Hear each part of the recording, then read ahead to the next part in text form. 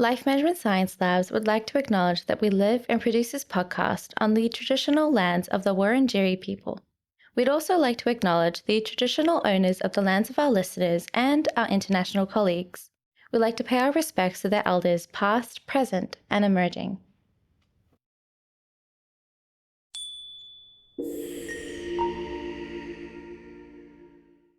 Hey everyone, and welcome to All Together, the Family Science Insights podcast, produced by MSW, the Life Management Science Labs. We are champions of life management science, providing structured insights informed by science and inspired by practice on key aspects of conscious living. Each week, we bring you scientific and practical insights on each element with the expert knowledge of professionals in the field. I'm your host, Dina Sargeant. Let's get started. Hey guys, and welcome back to another episode. Now, divorce and separation is something that families understand and relate to all too well. While we hear the negative reputation with the whole idea of separation, we are joined by a guest who claims there is a way to have a good divorce. Wendy Paris is a journalist, author of Splitopia, which looks into today's changes in family structure, and has a variety of points from divorced families, psychologists, lawyers, and more. So thank you so much for joining me on the show today, Wendy. Oh, I'm glad to be here. It's so interesting when you're talking about the whole idea of a good divorce and separation, because I think we get such a bad rep when it comes to just the idea when we see custody battles and we see all these different things about separation that sort of kicks in. And how does that idea really fit in with today's world of just finding a way to be coexisting with your ex-partner? Okay, I have two answers for that. When I started my book, I was really surprised by the negative feedback that my friends were giving me. My husband and I just thought, okay, we're going to get along better if we're not married. We had a small child. We thought we would be able to parent better if we weren't so frustrated, if we weren't fighting. All the research shows that high conflict is what really harms kids, whether parents are married or divorced. And it wasn't like we had this kind of open high conflict, but there was this kind of simmering conflict. So we were, we had a very optimistic view about our ability to just not be married anymore. And we were in New York, like a very kind of open-minded crowd, and we were getting this, you're in the honeymoon phase now, it's going to get worse, and, your child's going to be destroyed. And then these stories of people, everybody has had, knows somebody who had a bad divorce or, didn't really struggle when their parents got divorced. So I started this project by saying, where is this coming from? Like, where is this negative feedback coming from? It doesn't seem to fit with, my experience. My parents were divorced when I was 5, and I grew up living with my mom, but very close to my dad, and they didn't fight, and I didn't have this experience. And I resented when I was young when people would say, like, oh, your parents are divorced. Like this was, something to be pitied, and they could be families with all kinds of struggles, and we didn't have all kinds of struggles. So I had a kind of a vested interest in understanding what makes a good divorce versus a bad divorce, and where was this negative feedback coming from. And so what I discovered is that the kind of norm around family is so different today than it was in the 1970s when no-fault divorce was made legal in the United States. So in the United States, which is where I started, you guys are way ahead of us. In Australia, you're way ahead of us in terms of the kind of compassionate decoupling. But in the United States, prior to 1970, you had to accuse your spouse of like a felony, basically, to get divorced. So it was really hard to do. So after no fault, that changed things and people started getting divorced. In 1970, there wasn't an understanding of the importance of the father. So often during divorce, kids would lose contact with their fathers, men would lose contact with their children. Many women were not working. So after divorce, women would be very vulnerable economically. Because divorce hadn't been the norm, if your parents were divorced, you'd be like the only kid in the classroom, maybe with divorced parents. So all these things created a scenario that, my friends were maybe thinking about from the 70s or the 80s or even the 90s. But now we split up in 2012. Like half of the kids in the classroom have divorced parents if their parents were even married, right? And maybe they're two men, or maybe it's a single mom. Like it's not, the social environment is very different. Teachers are much more familiar with this. Women are working. So if you get divorced, there are certainly many stories in my book where the woman was making more money than the man, and the woman wound up paying child support or alimony. So women aren't vulnerable in this way, to not having any way to be economically self-sufficient, there's been just a huge change in the understanding of the importance of the father as a real parent. So it's much more common to have these joint custody arrangements, which are problematic, or challenging themselves, but they're not the same as like the father being kicked to the curb. Everybody here goes to therapy, or like lots of people do, so it's not so unusual to reach out for support if you need it. That was not the case in the past. So I think that when you look at this idea that divorce is so terrible, we're often really stuck in an old story. Certainly, it's challenging, but it's not. It does not have to be the kind of calamity that it really could be in the past. And then I would say my second. So that was sort of, I went into it. What is a good divorce, right? A good divorce is like you do it together, you maintain compassion. I have lots of, ideas in my book, but you don't hire lawyers and spend all your money fighting over who gets the money. Like my idea of a good divorce originally was like a very compatible divorce. And then since then I've started to think that, another way to say it is that even though divorce is really hard, you can still have a good life even while you're going through it. So, sometimes it's not so easy to get your spouse on board, or sometimes you're the one who cannot rein in your emotions. But that, what you're doing in your life, what makes your life enriching, what supports your well-being, these are things you can control, even if the relationship with your spouse and then your ex-spouse isn't like a good relationship. Mm-hmm. Does that make sense? No, it makes total sense. I think especially when it comes to when we see how the media and how TV shows really show separation, they show divorce, they show one kid just barely having contact with one of the other parents that they don't live with. And that's such a common thing. Like I remember in school, like you said, half the kids in class came from divorced parents, or came from a upbringing where they barely have any communication with the other parent that they hardly ever see. And there's that huge, because my parents are separated as well, and it's so interesting to now see it as an adult and seeing it, because they separated about a year ago. So I'm 25 now, they separated 24, and I have never heard of parents separating when their child is like in their adulthood. You always hear it when they're in like their teenagers. Okay, that's so normal for a parent to be divorced, but to hear it when like I'm in my 20s and for that to happen, it's such a different experience again. Just having to. Do you have younger siblings? Yes, I have one younger sibling. I mean, because it's 21. 21. It's not so uncommon for people to get divorced after kids go away to college or finish college. And we have a lot of people maybe are holding it together. I'm not saying this about your parents, but, a lot of people, certainly who I interviewed, are kind of holding it together because they don't want to have to deal with co-parenting. So it doesn't seem so strange to me that, that at your age and the age of your sibling. Yeah, I think for me, because I've never heard it myself, and I've never heard of like that being something that was never really something that was even discussed throughout our whole upbringing of that possibility.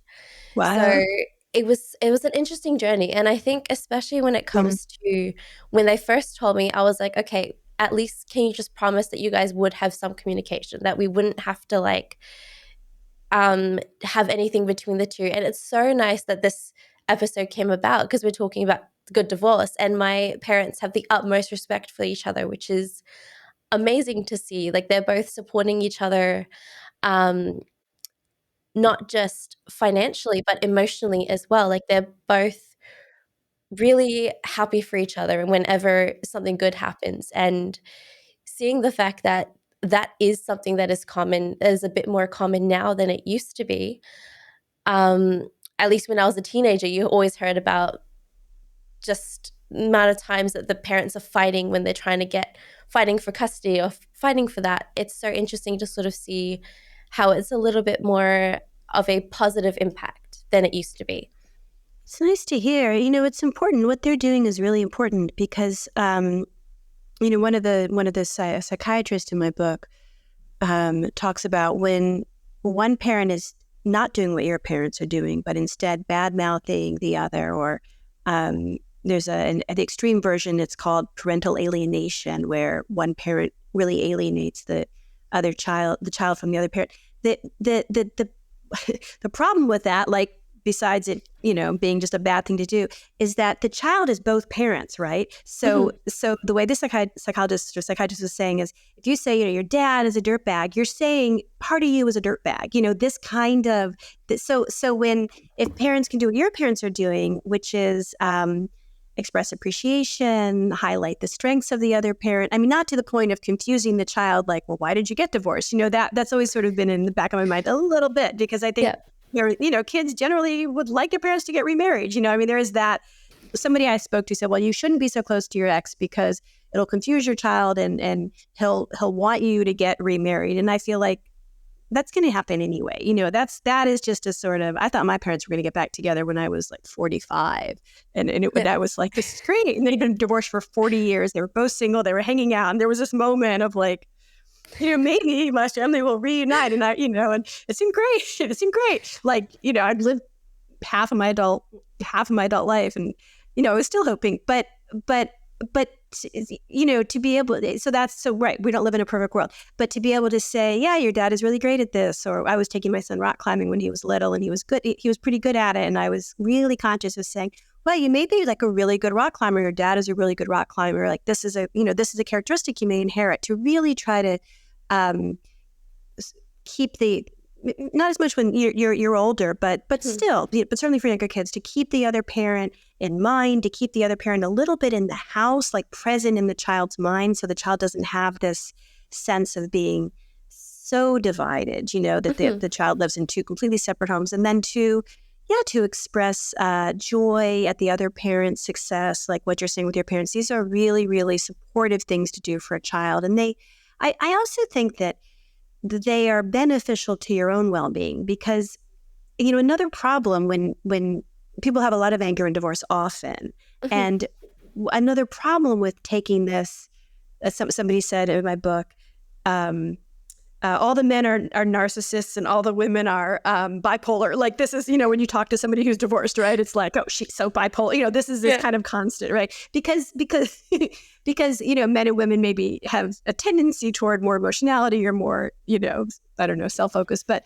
the problem when you do that, when you label this person you were married to a villain, you're also saying, yeah, and I chose this person. So it's something, it's negative to you. And there's enough negativity when you're breaking up the family that you've built. There's enough negativity that you don't want to be adding to it. You want to like be out in front with a positive story for yourself.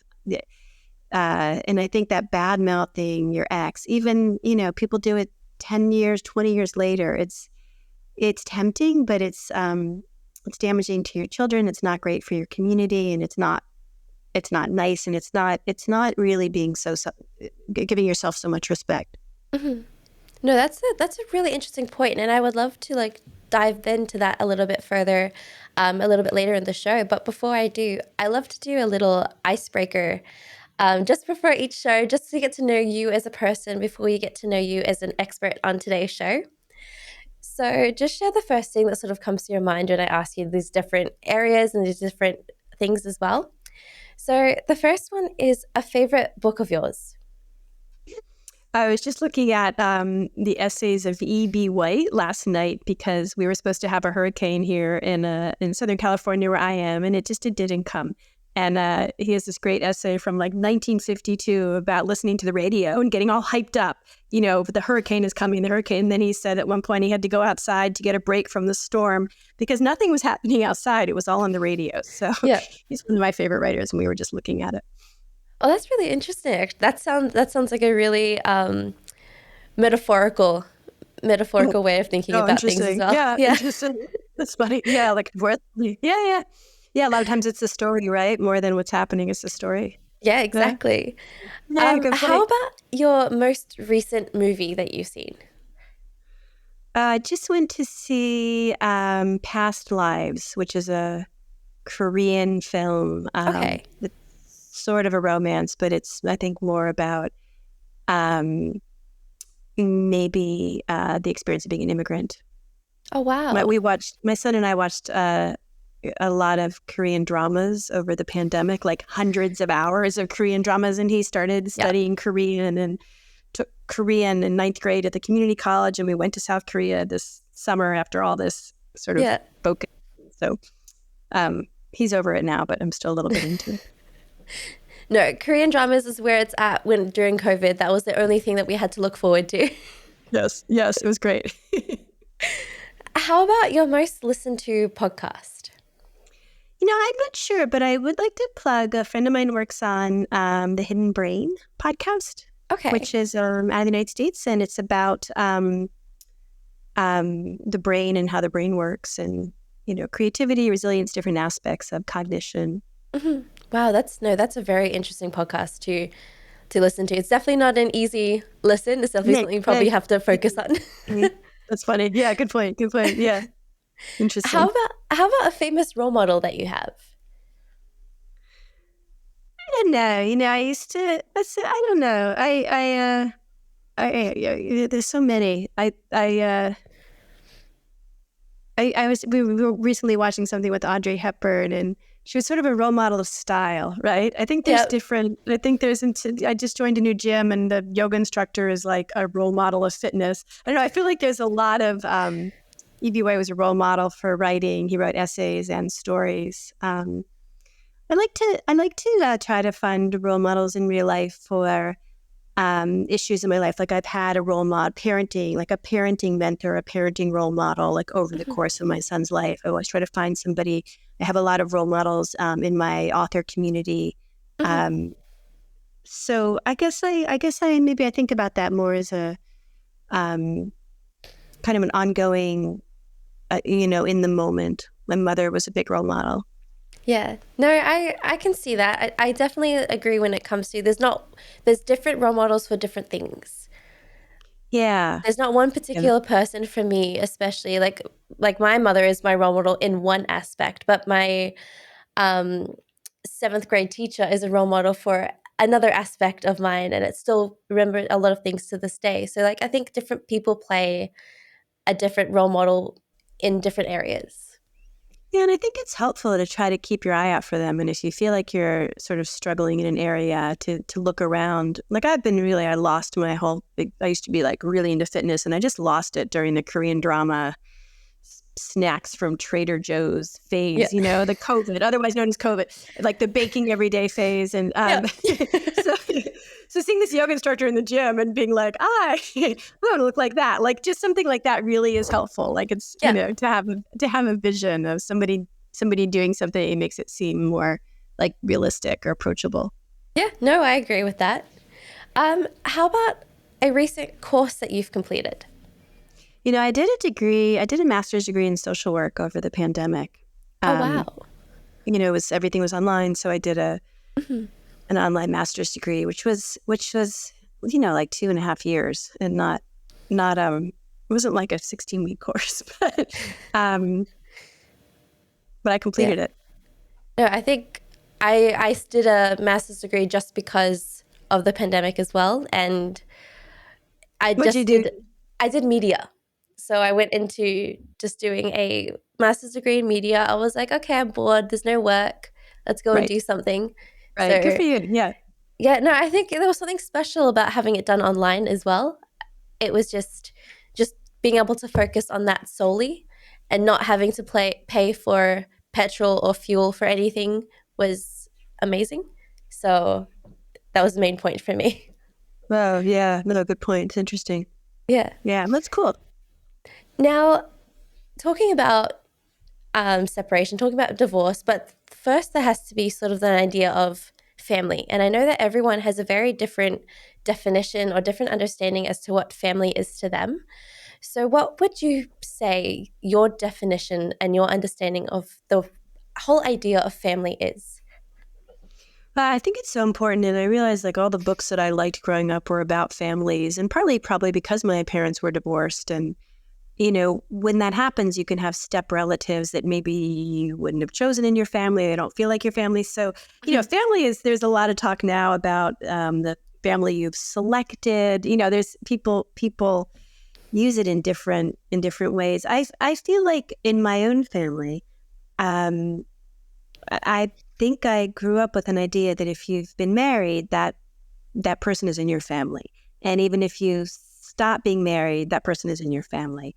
I don't think this is everybody's idea, but I consider my mother-in-law my mother-in-law. And actually, she's like my mother ex-law, I guess, because, I'm not actually still married to her son. But because I was very close to her and I've remained close to her, and it feels important to me to maintain that. And also, my ex-husband's family is my son's family. So I feel like it's important for me to support his connection to his other side of the family. I mean, it's not a very clear answer, but No, I guess yeah. No, I think that's it shows the whole understanding of what family is. It's not just it can be ex-partners and still be family. It can be ex-mother-in-laws are still family, and it's some people that you feel a huge connection to. So I definitely see your understanding to it. A lot of people do feel that this, that their friends are their family, but I guess I like that idea, and I love my friends, but I think personally I feel like family is more like either blood ties or through marriage. But I think that's not that common of a view now. I think that people in general feel more that family is a, but this, I'll just to say, one of the things that's so scary about divorce is that friends can come and go. And when you're married, you have this feeling that this person has my back, that this person is my family, this person is there for me always. So my ex-husband and I have really chosen to keep that, even at times we've had fallings out since our divorce, but we've chosen to keep that sense that this person is in my family. I think it's too scary to have children together and not feel that the other parent is part of your family. I would encourage people to try to have that inclusivity with, if you have children with your former spouse, because it's really hard if you don't feel like your former spouse has your well-being in mind. And if you don't have that person's well-being in mind, I think there's something very disjointed. It's like when family members stop talking to each other, it has this wrong feeling in a way that's quite different than if a friend breaks up with you. Yeah, no, I definitely see, especially when family members sort of don't stop talking with each other, you definitely feel that a little bit more. And there's also that idea that they're always going to be in your life. So I definitely can see your point. Yeah. I mean, I think it's maybe an offensive point to some people who really are leaning on their family of choice over their family of origin. And and again, I really do understand that. But I think that's, if you like your family enough that you can hang on to them. There's just a lot of research, a lot of research suggesting that better to set boundaries around family members than to cut them out, if you can. And yeah. I think this could hold true with a family of choice. Oh yeah, no, I think so for sure. Now, what do you think that the position of a family holds in today's society? Does it still hold the same importance that it has done decades ago? I wish that it did. There's a lot, to some degree, there's a lot of writing about the breakdown of the family in the United States. The breakdown of the family. People live all over the place in this gigantic country. We have this huge homeless problem, and there's a piece of it which is people can't go home. They're 3,000 miles away, or they are alienated from their family, or we have this gigantic foster care crisis here in Los Angeles, where I live. There's 30,000 kids in the foster care system. They don't have parents. And I think that the breakdown of the family contributes to a sense of alienation and a sense of isolation and loneliness and precariousness. So I'm in favor. I mean, I feel like I now sound like some more conservative person than I would have sounded when I was your age, but I'm really in favor of trying to strengthen families. And I'm not I moved 1,500 miles away to go to college. I know in Australia that's not so common, but here it's very common that you should,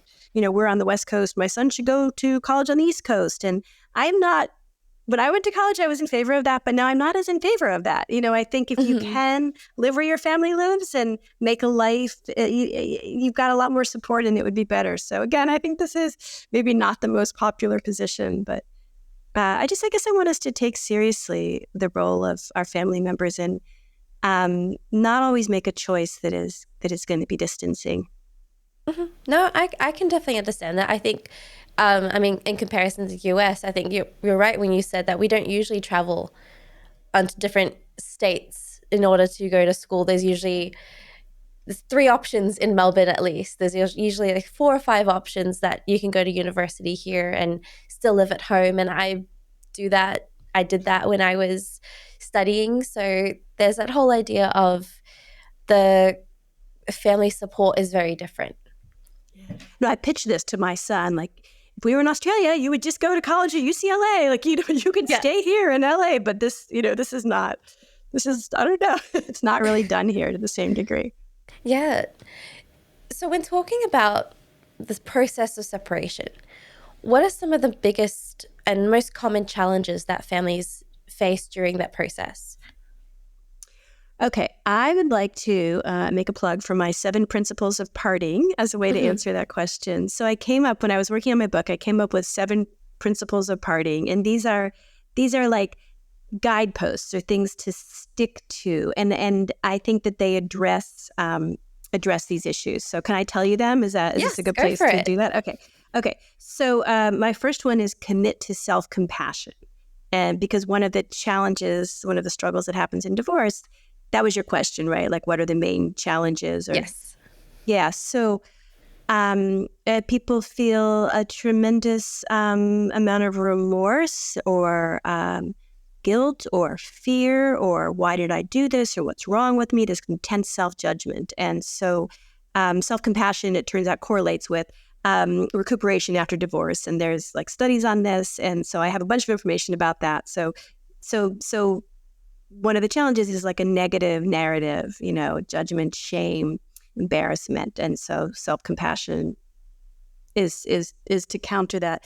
The second one I have is take ownership of the future and the past. And this is coming from, again, that this feeling that either you feel victimized, like he did this to me, he wrecked my life. And even if you are a victim, that taking on the feeling of victimization makes it really hard to move forward because you're putting yourself in the position of, well, there's nothing I can do because it was done to me. So that sense of victimization, and also that your life is out of control. It feels like a hurricane hit the house. There's this like, unlike the one we just had that didn't happen here in LA, this sense of chaos. So that's another main thing is just so much is changing.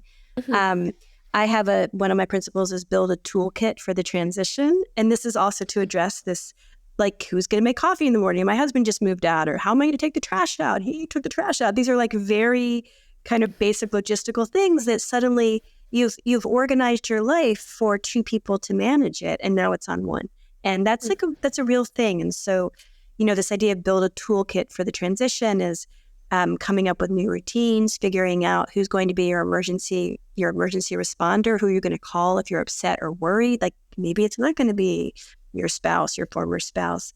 Who are you going to talk to when you have this kind of emotional flare up? So that emotional and logistical chaos is another thing. Don't confuse filing with closure as a aspect of divorce, where people rush to, we just got to get this paperwork done. As soon as we're legally divorced, everything will be fine. And that paperwork doesn't make everything fine. And that rushing can make people really vulnerable to super bad advice from friends who are encouraging them to get like the most aggressive lawyer and to turn this thing into a fight. And I mean, we've all heard stories of people who started out like, we're going to have a good divorce. And then friends are like whispering in their ear, oh, she's going to take you for everything you have, or, he's probably hiding money. And it's very easy when you feel like a hurricane has hit the house and, and you have fear and anxiety, maybe you have shame and remorse. It's very easy to be vulnerable to that kind of really negative kind of fear mongering. And so don't confuse filing with closure to say like closure takes a long time and it's emotional. And if you can go to a mediator instead of an aggressive lawyer, you're going to have a better situation. Yeah. I have combat anger with empathy as one of my principles because, again, people can really feel consumed with anger. One of the experts in my book said, anger is hurt wearing a mask. We often confuse hurt. We'll feel hurt and we think we're angry or we'll go toward anger because it gives us kind of a boost. But that's fine. But that kind of sustained anger is really corrosive and not good for your well-being. I have resist the urge to compare as one of my principles, and because one of the challenges in divorce is you compare to families doing better and you feel like, oh, look at all my friends, they didn't get divorced, what's wrong with me? And people compare to really horrible divorces, like, look what happened to my next door neighbor, her husband took everything and she's, living under a bridge, and that's going to happen to me. So this because you're like the foundation is cracked in your own house, it's very hard to stay self-referential. It's very easy to feel less than somebody and then worry that you're going to drop down. And so to resist that and to stay, centered in your own life. This is your divorce. This is your marriage. And then my final principle of parting is create positive moments. And this comes from research that shows that negative emotions are far more potent and gripping than positive ones, negative emotions and negative experiences. And so the psychologist Barbara Fredrickson came up with this ratio 3-to-1 as kind of a loose, you need like 3 positive moments to counteract 1 negative one. And so because divorce inherently has so many negative components, even if it's for the best and it's what you want, that my solution is to plan out your day and make sure you're putting in some positive moments, small things. They can be small things like walk to the park and look at the sunset. Like they don't have to be huge things, but to really put in positive moments so that you, on balance, your day has positive moments and you can have more resilience if something, you find yourself feeling lonely or you are having fights with a lawyer or something. Mm-hmm. I think especially when it comes to, I think you were talking about the need to compare with your friends and with other people that you've heard. Yeah. And you have that. That's such a true thing that I didn't really think about until you mentioned it, because you don't really realize that you're doing it until you're already doing it and you're already comparing, okay, this is what I've heard that has happened before, so I need to make sure that doesn't happen to me, where it's like the person that you're separating from could be a completely different person than what they were separating from. Completely person, right? The person is right. Yeah. So it's really interesting to see how much we compare from personalities that are just completely different, and the way the reactions of things, even though the person you're separating from, your ex-partner, can be the most humble and the most generous person, you'd still end up comparing yourself to other people just because there's that chance that things could happen. There's a chance that... So it's a very interesting thing that I only just thought of until just then, which is, it's a very true thing. And do you know, why do we feel that need to sort of compare with other people?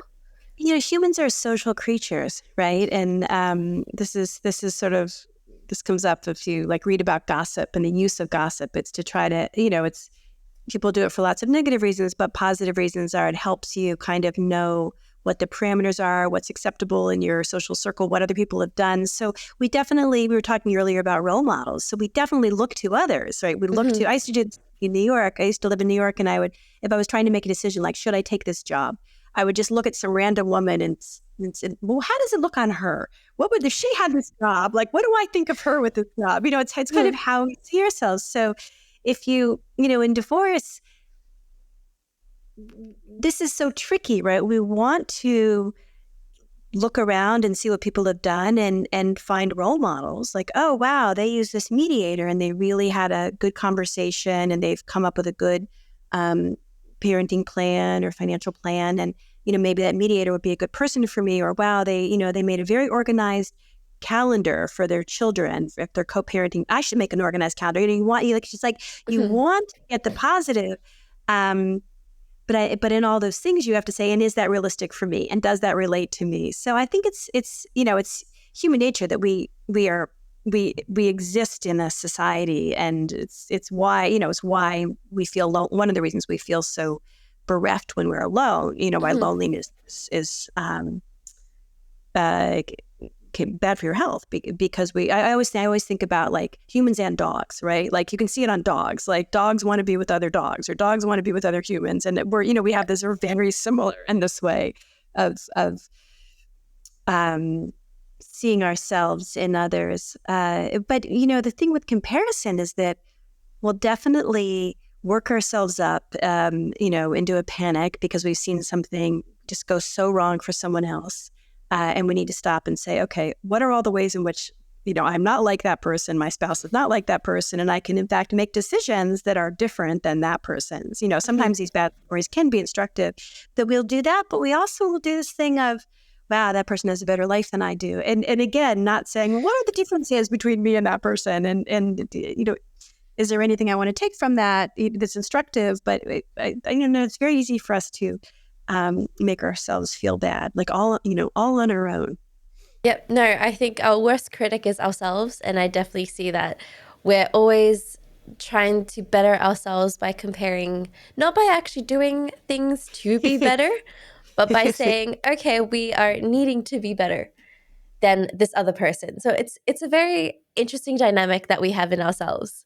Yeah. And we'll forget to say, I mean, I've been working with a coach recently, and like on time management, and I have a list of things I've done and or was going to do, and then I only did, one, and I didn't do these three. And I wanted to talk about, why didn't I do these three? And this coach I'm working with said, doesn't matter why you didn't do those three. You did the one. We have a tendency to sort of downplay the things we're doing well, and then to really highlight for ourselves the things that we're not quite doing well enough. I think, because we want to improve. Yeah, no, I definitely think so. Speaking of improving, I want to ask, what are some of the strategies and some effective strategies for co-parenting and maintaining healthy communication after separation that you have experienced yourself? Well, this thing about praising your ex is a good idea. It's really helpful. Having empathy for your ex is so helpful. When you find yourself infuriated, to stop and think about it from that person's perspective. A woman I interviewed in my book, her husband was working in Alaska, which is not where they lived. He cheated on her. He decided he wanted to get divorced and moved to Alaska with this woman he had cheated. And she was left with the two kids trying to go to college. She hadn't finished college so she could get a good job wherever they were living. I can't remember, in the United States. And she said, all her friends are like, aren't you so angry? Aren't you so pissed off at him? And she said, I have no idea what it's like to have to live in Alaska, because that's where my job is and the woman I love is, and to be so many thousands of miles away from my children. Like, I have no idea. He says it tears him apart, and I believe him. And that's just an example where, sure, he left her and it's terrible. On the other hand, he's in a really bad situation. So it can be hard to do, but I would challenge anybody, if you feel like, your spouse got everything and you're left in an inferior position. I would challenge you to really think about, okay, well, what are some of the challenges your spouse is having? What are some of the struggles? Even if it's something like, in my own case, my ex-husband, did not want to get divorced. I mean, as soon as I suggested it, he was very quick to get a new girlfriend. But he, once we split up, he was very quick to, but he was pretty devastated. And I'm in that, right? He got divorced because we weren't able to hold it together, and I was part of that we. So, that would be another thing with co-parenting, because all of that helps you have the well-being of your co-parent in mind, which is helpful. And you want your co-parent to have your well-being in mind. You see families where that parents do not care about each other, and it's really hard. And it's easy for that to become a lot of fighting over how many extra hours on the parenting plan did you get or did I get? I think if you can be empathetic and have the well-being of your partner in mind, and then that partner, sometimes what happened to me is I would want to see my son on nights that weren't mine because I was really lonely, and my ex-husband said, that's fine, you can have him. And that is so huge. I think we got in a little bit of a competing to see who could be the better ex. And I think that's like a good competition, like who could be more amenable or more flexible or, less likely to flare up. I mean, he won that one, but I won many other ones. Like, this. So Yeah, I think that's helpful. And I guess the one. I mean, I could go on and on, but one other thing that we did that is not that common that I think is so helpful. When you're arranging a co-parenting plan, it's very common to try to make sure the days and the nights are exactly even, and the week has 7 days, right? So that doesn't really work unless you're constantly changing, it's 3 days, 4 days, these kind of very complicated plans. And we had regular days. So I've had him 4 nights and my ex-husband 3 nights, and we've had regular days. So it's the same day every week. So like I always have him Friday night and Saturday. He always has him Saturday night and Sunday. And what that means is that he and I can make plans in our own lives. Like I can join a Zumba class every Tuesday night because he'll be at his dad's. So I can take my son to synagogue on Saturday. He's always going to be with me on Saturday. And I've heard so many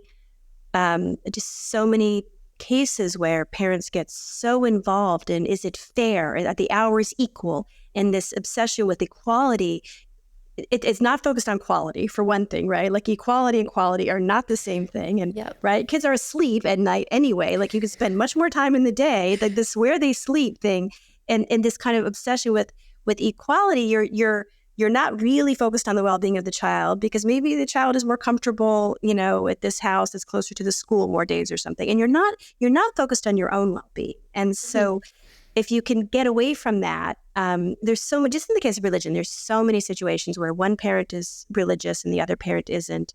And the parent who's religious is not able to have the child participate regularly in whether it's a youth group or a church group, because they're constantly swapping weekends. And it's sort of like the norm, and I think it's a bad idea.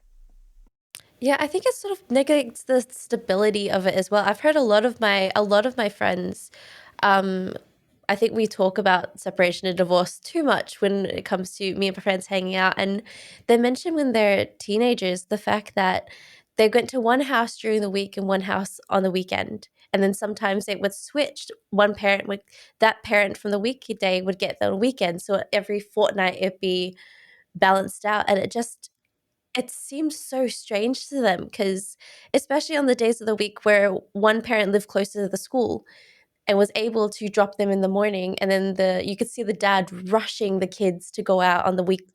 So it's just that stability that sort of changed constantly. And it was so interesting to sort of hear their perspective and talk about that, because it's just like it seemed like such a mess for the kid's brain, for my friend's brain as it is, just to be able to know who they're staying with that week. It's just this crazy focus on equality of hours that, all the psychologists in my book are saying this is just not how relationships are built, right? Like the people you're close to, it's not because you spent like a specific number of hours with them and more hours than you spent with the other. It's the time together and what you do with the time is so much more important than that you have this equality of hours. And I think, parents get insecure. They're worried that they're going to lose some kind of primacy with the child, which, all of which I understand, but the way to make sure that you have a primacy with your child is to have time together when you're really doing something, not just sitting next to each other on the couch watching television, but I've got my 3.5 days like that I think is a disaster. And also you're right, like kids don't know. He had a calendar. My son was 4.5. So we had a calendar and he had shark stamp and a dolphin stamp. So we went through, we put the shark stamp on the daddy days or the nights. This was for the nights. And a dolphin stamp on the mommy nights. And so he has had a really good sense of what a month looks like and what a week looks like and where he's going to be. And you definitely talk to kids who have these schedules that are changing all the time. And when they're little, they they don't know how many days are in a week. Like it's this, it feels chaotic because it is chaotic. Yeah.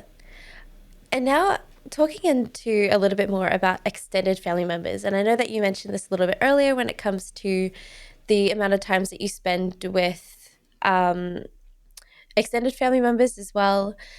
How can extended family members support and provide support and contribute to the resilience of individuals and families that are going through the separation?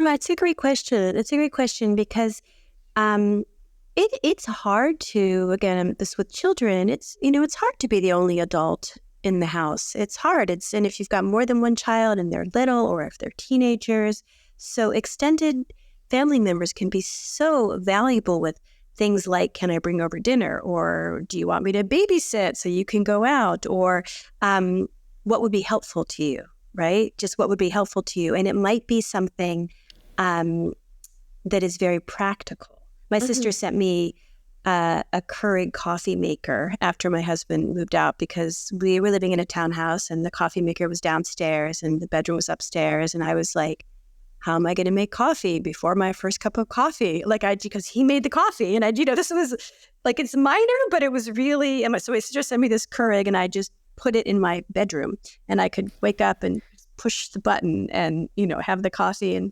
so things like that, that's a very small thing, but it really helped because that was the issue for me. I also think as an extended family member, you could think about what your strengths are. But, if you have a lot of money and you have somebody's going through a divorce and they're having trouble furnishing their apartment, maybe you buy a bed, if that's something you do. If I had a good friend who helped me during a breakup, go to IKEA and buy stuff, and that kind of emotional support and coming along can be very helpful.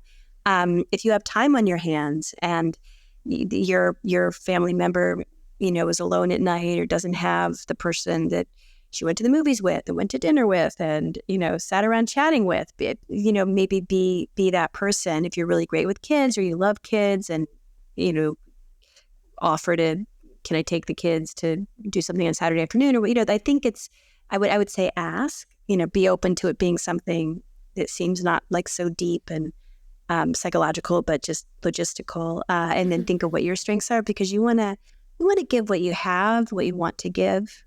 And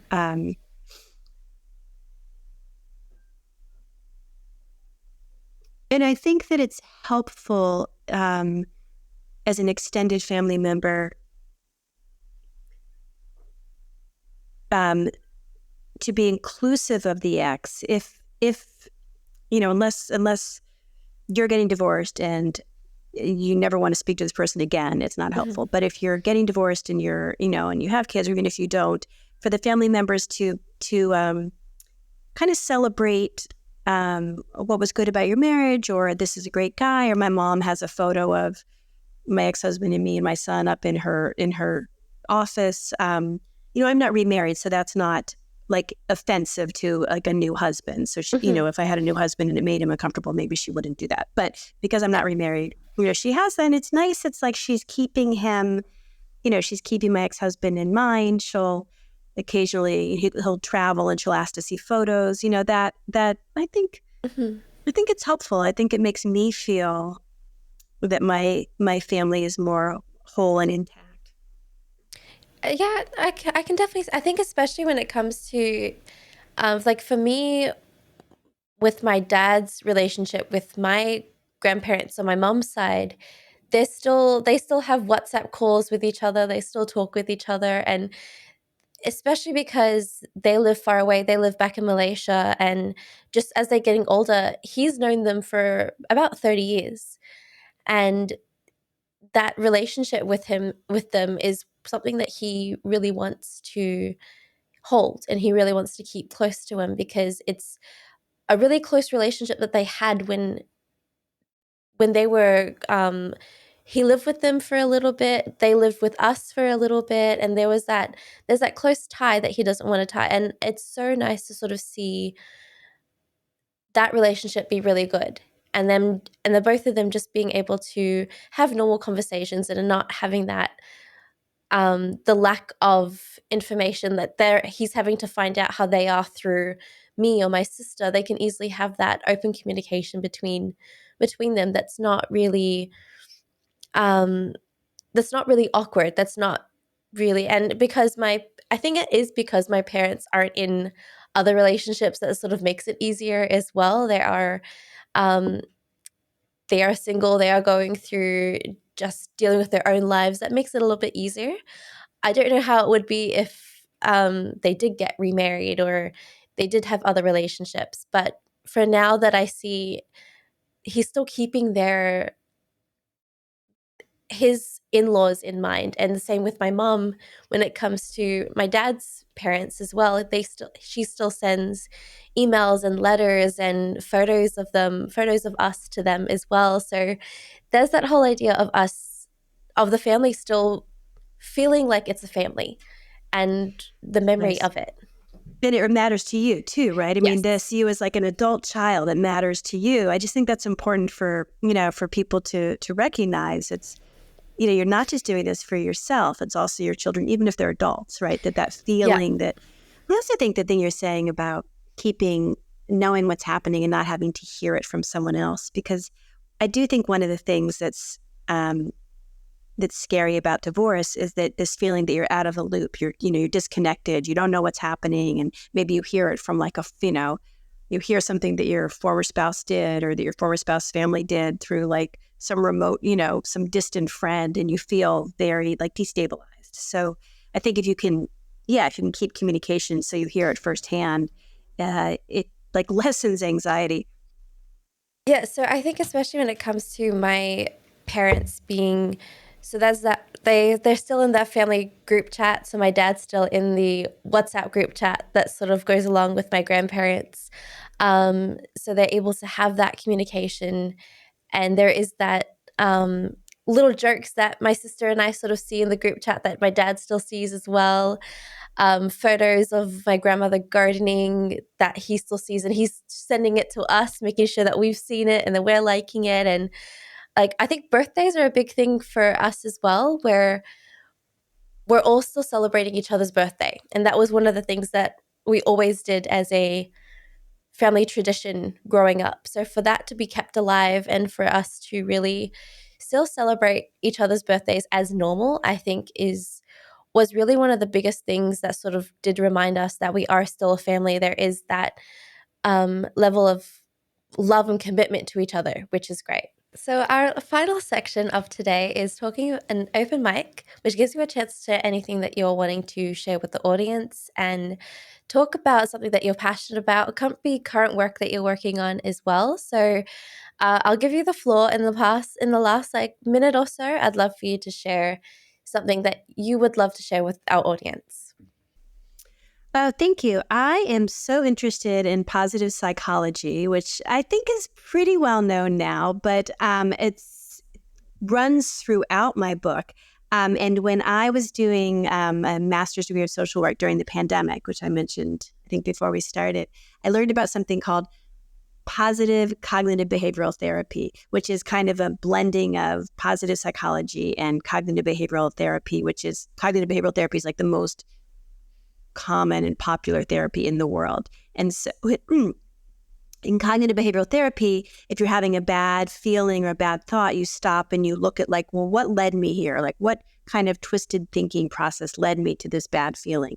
And in positive cognitive behavioral therapy, you don't do that. You, in a way, you look at, well, what have I done in the past that has helped me get through a difficult time? So say it's divorce, right? You build a personal model of resilience. This type of therapy, you build a personal model of resilience, and you do this for yourself by looking back at other times. Like other times I was in a challenging transition, and what did I do that helped me get through it? And then you write it down, like, oh, I got together with friends and I went to the gym and I started reading more. And then you do that kind of excavation work about your your own life, but looking at your strengths, not looking at your weaknesses. And then you build for yourself like, oh, here is how I get through difficult times, or here's how I handle uncertainty, or here's how I handle change. And then you have like on paper, a personal model of resilience, like this is the way that I move forward. And I just think that that is such a great and kind of cool tool. And I mean,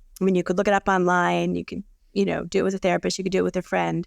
And it counters this tendency to focus on the negative that we've been talking about, and that really gets stirred up in divorce. So this is something I find like very exciting and interesting. No, that does sound like a really cool topic to sort of get into and to sort of research yourself as well, to look deeper into it.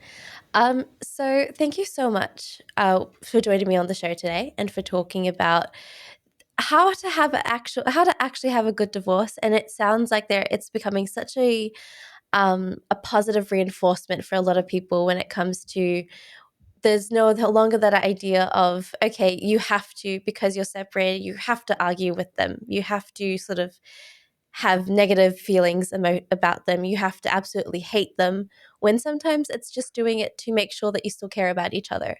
So it's so great to sort of see the other side of it, and that there is another side outside of the ugly separation or the ugly divorce that sort of takes place. So thank you so much, Wendy, for joining me. Wow, it was really fun to talk to you. If there's a way that audiences would like to get in touch with you to either ask questions that I have missed, or to get more information, or to even learn more about the recent work that you're doing, is there a way that they are able to get into contact? Yeah, my website is wendyparis.com, and it has my contact information, my Gmail address, which is wendyparis@gmail.com, and things I've been working on and what I'm doing. So I think that's the best way. Okay, perfect. Well, I'll have those links down below for easy access for everyone. So thank you guys so much for listening. I will see you all in the next episode. You've been listening to All Together, the Family Science Insights podcast, produced by the Family Science Labs, a division of LMSL, the Life Management Science Labs. More episodes are available from 10 life management perspectives and can be found by searching LMSL on Apple Podcasts, Google Podcasts, Spotify, and other podcasting apps available on your devices. If you enjoyed this episode, please consider rating our show, sharing it, and subscribing to our channel, as it helps other people find it so that we can grow and bring you more quality resources. More of our work can be found on our website at fa.lmsl.net, where you can join our movement. I'm Dina Sargeant. Thanks for tuning in.